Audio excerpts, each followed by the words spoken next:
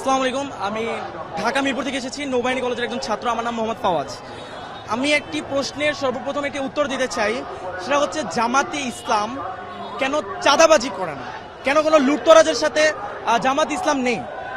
মূলত আমি প্রথমে একটি কথা বলে দিতে চাই, সেটা হচ্ছে আমাদের অন্যান্য দল যদি আমরা দেখে থাকি গত 53 বছরে আমাকে একটা দল আপনি আমাকে ইন্ডিভিজুয়াল দেখাবেন যে একটি সেবামূলক প্রতিষ্ঠান কিংবা কর্মসংস্থান তৈরি করেছে। কোনো দল পাবেন না। তাদের আইডিওলজি হচ্ছে নেতার পিছনে নেতাকর্মী ঘুরবে, জয় বাংলা নাইলে জয় বাংলাদেশ জিন্দাবাদ স্লোগান দিবে আর নেতার নাম নিবে। এটা হচ্ছে তাদের আইডিওলজি। জামাতের আইডিওলজি এটা নয়। তাদের আইডিওলজি কিভাবে একটি নতুন প্রতিষ্ঠান তৈরি করা যায়। আপনি যদি গত 53 বছরে খেয়াল করেন, অসংখ্য জামাতের হাসপাতাল, অসংখ্য ব্যাংকিং সেক্টর তৈরি করা হয়েছে, যার কারণে জামাতে ইসলামের যে নেতাকর্মীরা রয়েছে পড়াশোনা শেষে তারা যদি চাকরিও না পেয়ে থাকে তাদেরকে ওইখানে নিয়োগ দেওয়া হয়, এবং যার কারণে তাদের চাঁদাবাজি কিংবা এইসব কাজে লিপ্ত হতে হয় না। তারা একটি অর্থনৈতিক ভালো একটি কাজের মাধ্যমে তাদের জীবন বাহন করতে পারে। এবং জামাতের আদর্শ এবং অন্য একটি দলের আদর্শে ভিন্ন কোথায়। আমি একটি কথা বলতে চাই, অন্য একটি দলে আপনি সেন্ট্রাল থেকে টাকা পাবেন, টাকা যদি না পান আপনি চাঁদাবাজিতে লিপ্ত হবেন। আপনি বিএনপি বলুন, আওয়ামী লীগ বলুন, ছাত্র দল বলুন, ছাত্রলীগ বলুন, সবাই একই ক্যাটাগরি। আপনি ছাত্র শিবির বলুন যদি, বা জামাত ইসলাম বলুন, এদের অর্থ উৎস কিন্তু এইটা নয়। এদের অর্থ উৎসটা কোথায় আমি আপনাকে বলি। ক্লাস 9-এর একটি ছাত্র, আমার নামটা ঠিক মনে নেই, আমাদের গ্রামের বরিশালের একজন ভাই, সে ক্লাস 9-এ থাকতে তার বাবা মা মারা যায়। তার পড়াশোনা সে ছেড়ে দিবে ভেবেছে।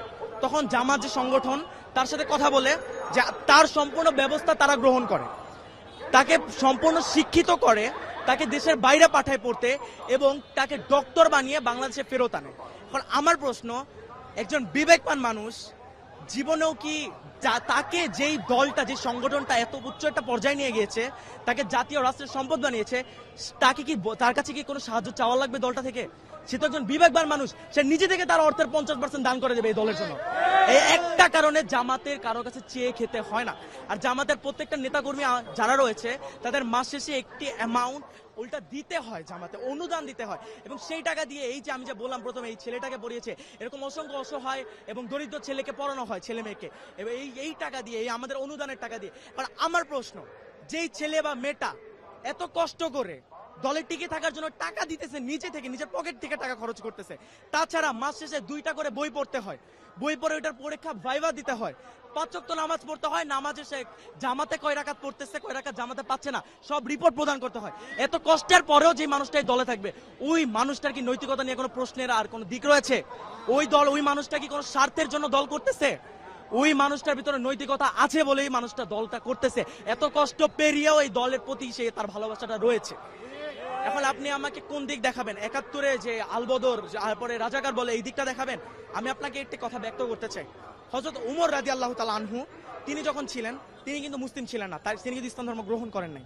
পরবর্তীতে মহানবী সাল্লাল্লাহু আলাইহি ওয়াসাল্লাম আল্লাহ তাআলার কাছে নিচে চায় যে তৎকালীন আরবের যে কোনো বড় দুই নেতার একজনকে আল্লাহ আমার করে দাও, এবং মহানবী সাল্লাল্লাহু আলাইহি ওয়াসাল্লামের যে কোরআন, সে তিলাওয়াত শুনে সে কিন্তু মুসলিম হয়েছে। এখন কি আপনি তার পাস্টের সাথে তার প্রেজেন্ট তুলনা করবেন? আপনি এতই মূর্খ হয়ে গিয়েছেন? আপনি চেতনা ব্যবসা করবেন?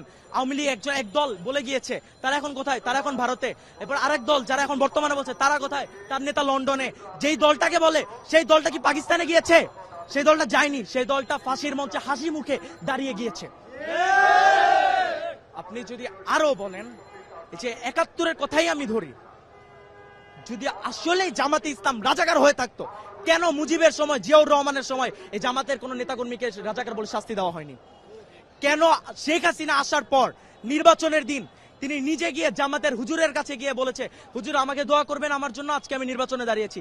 সে নিজে গিয়ে হুজুরের কাছে দিয়ে দোয়া নিয়ে আসছে। কেন নিয়ে আসছে? এবং 96-তে সে যখন জিতে যায়, জিতার পরে সে ওই ডিরেক্ট জামাতকে রাজাকার বলে ফেলে। কেন বলে? কারণ জামাত যে ইসলাম, জামাতে ইসলাম তাদের যে মত, সে মতের সাথে একতা প্রকাশ করেনি। কেন করবে? তারা তো ভারতপন্থী। ভারত আমাদের সাহায্য করেছে, কেন করেছে?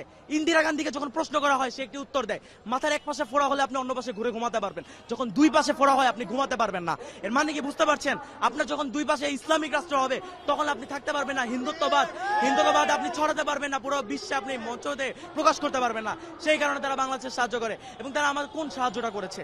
আমার দেশে কি ওই 40-50 টাকার পেঁয়াজ আর রসুন দিয়েছে, এই আমার সাহায্য? আমি তাদেরকে মাস শেষে আমার 1000 টাকা, বছর শেষে আমি ইলিশ মাছ দিচ্ছি, আমি দিচ্ছি। তারা পুরো ফারাক্কার পানি আমাদের দিয়ে প্লাবিত করে ফেলতেছে আমার বাংলাদেশকে। আমরা কোনো কথা বলতেছি না। আরো যদি আমরা দেখি, তারা আমাদের দেশটাকে নিজেদের অঙ্গরাজ্য তৈরি করতে চেয়েছে। আর তারা আমাদের দেশের মাঝখান থেকে রেল বানিয়ে ফেলবে। আমরা আমাদের ইতিহাস যা বলে, একটা রাষ্ট্র এরকম ভাবে যখন একটা দেশের মাঝখানে চলে আসে, ওই রাষ্ট্রের ওই ইন্ডিভিজুয়াল ওই জায়গাটা ওই রাষ্ট্রের আওতায় থাকে না, ওইটা যেই দেশের আওতায় চলে যায়, যেই দেশের বানায় ওই দেশের আওতায় চলে যায়। এবং তারা এই ভারতের দালাল ছিল। এবং আমি আপনাকে এখন আমার এতক্ষণের কথা সবচেয়ে বড় পয়েন্ট এখন করবো, বিএনপি। আমার আপনাদের সকলের কাছে একটা প্রশ্ন, বর্তমানে তো তারেক রহমান বাংলাদেশে নাই, তাহলে বিএনপির সবচেয়ে বড় নেতাকে? মির্জা ফখরুল।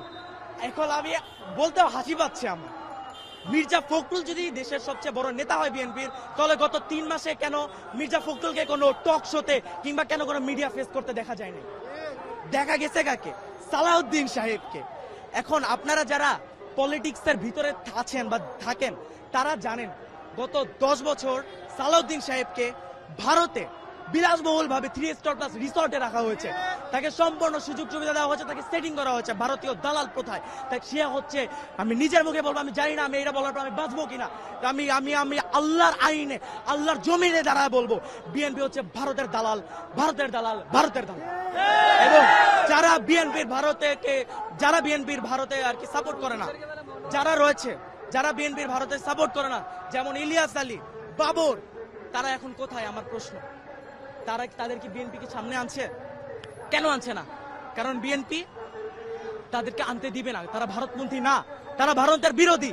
এবং ভারত আর বিএনপি এটা চায় না, তারা এখন এক হয়ে গিয়েছে, 2 সাপের 1 বিষ, আওয়ামী লীগ আর ধানের শীষ। সর্বপ্রথম আমি একটি কথা ব্যক্ত করতে চাই, একটি সমাবেশ অসংখ্য মানুষের একটি জোটের একটা স্থান। এখন আমরা যখন একসাথে এতগুলো মানুষ একসাথে জড়ো হই, কারো না কারোর সাথে গায়ে টাচ, যে জিনিসটা ফিজিক্যালি, এই জিনিসটা হবেই। আমার ইসলাম কি বলে একটি নারীর শরীর স্পর্শ করতে? আমার ইসলাম কিন্তু বলে না। কিন্তু আপনি যদি ইরানের ব্যাপারটি দেখেন, ইরান একটি ইসলামিক রাষ্ট্র, ইসলামিক শাসন প্রতিষ্ঠা হয়েছে তাদের দেশে। তাদের দেশে কি নারীরা উন্নত না? তাদের দেশে নারীরা চাকরি বাকরি করছে না? তাদের দেশ এতটাই উন্নত, তারা এতটাই শক্তি সম্পন্ন, তাদের ভিতরে ইসলামিক যে এতটা জ্ঞান ধারণা রয়েছে, তাদের আল্লাহর প্রতি ভয়ভীতি রয়েছে, তারা ডিরেক্টলি ইউএসএ এন্ড ইসরায়েলকে চ্যালেঞ্জ করতে পারে। বাংলাদেশকে বলেন, বাংলাদেশ তো ভারতের বিরুদ্ধে দাঁড়াতে পারবে না। কখন পারবে? যখন জামাতে ইসলাম এই দেশের জাতীয় সরকার গঠন করবে, তখনই যে একমাত্র পারবে। কারণ জামাতের যে প্রত্যেকটা নেতাকর্মী বলেন, এদের আসলে ভয় নেই, এরা ফাঁসির মঞ্চে হাসি মুখে দাঁড়াতে পারে, এরা খালি আল্লাহ ছাড়া কাউকে ভয় পায় না। আপনি যদি ইতিহাস দেখেন, এটা ইতিহাস আমাদেরকে বলে। এবং আপনি নারীর কথা ব্যক্ত করছেন, নারী আগিয়ে যাচ্ছে অবশ্যই, কিন্তু ধ্বংসের দিকে। বর্তমানে যেটা যুগে হচ্ছে, আপনি জায়গায় জায়গায় দেখবেন অশ্লীলতা ছড়িয়ে যাচ্ছে। সে অশ্লীলতাকে থেকে মুক্তি পেতে হলে জামাতকে সরকার আনতে হবে। কিন্তু তাই বলে এই নয় যে জামাত আসলে নারীরা অধিকার পাবে না, নারীরা অধিকার পাবে। আপনি যদি হিন্দু হয়ে থাকেন, আপনি আপনার ধর্ম পালন করতে পারবেন, অসুবিধা নেই। জামাত আসলে প্রফিটটা কোথায়?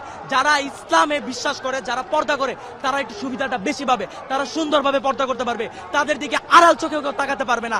এটা হচ্ছে জামাতের আশার আইডিওলজি, এবং তারা এটাই বিশ্বাস করে। কিন্তু কোন নারী যে কর্মসংস্থানে যেতে পারবে না, এমন কোন কথা জামাত ব্যক্ত করে না।